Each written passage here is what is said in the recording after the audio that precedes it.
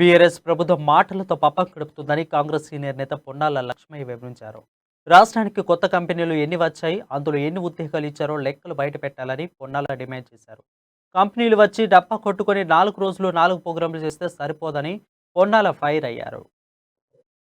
ఒక పెద్ద సంస్థ ప్రపంచంలో ఈ రాష్ట్రానికి వస్తున్నామని చెప్పినారని చెప్పుకోవడం ఒక ఎత్తైతే, పక్క రాష్ట్రానికి కూడా ఇచ్చారని చెప్పడం మరొక ఎత్తైతే, కంపెనీ అధికారులే ఉన్నత స్థాయి అధికారులే మేము ఇంకా ఈ దేశంలో ఎక్కడ పెడదాం అనేది కూడా నిర్ణయించుకోలేదని చెప్పిన నేపథ్యం ఒకటైతే, మళ్ళీ ఇవాళ కంపెనీ చేయగానే మేము తెలంగాణకు వస్తున్నట్టు ఈ రాష్ట్ర ముఖ్యమంత్రిని ఆహ్వానించినట్టు వార్తలు మీరు చూడండి.